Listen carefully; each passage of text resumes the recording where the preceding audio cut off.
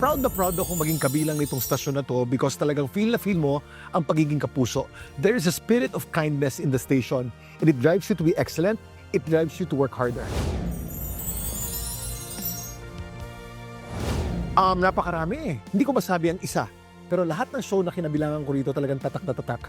Sa entertainment, nandiyan ang Mars Pamor, pinakauna kong show dito. Tapos TikTok Luck na talagang napaka-fun gawin. Sa public affairs naman, nandiyan ang Dapat Alam Mo at nandiyan din ang Dami Mong Alam, Kuya Kim, na ongoing yun and doing very strong.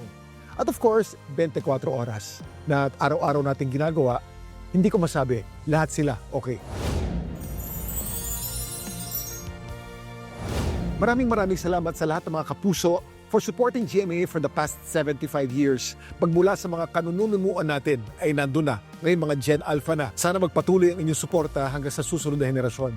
Maraming salamat. I'm Kuya Kim Atienza. I'm proud to be kapuso. Happy 75th anniversary, GMA!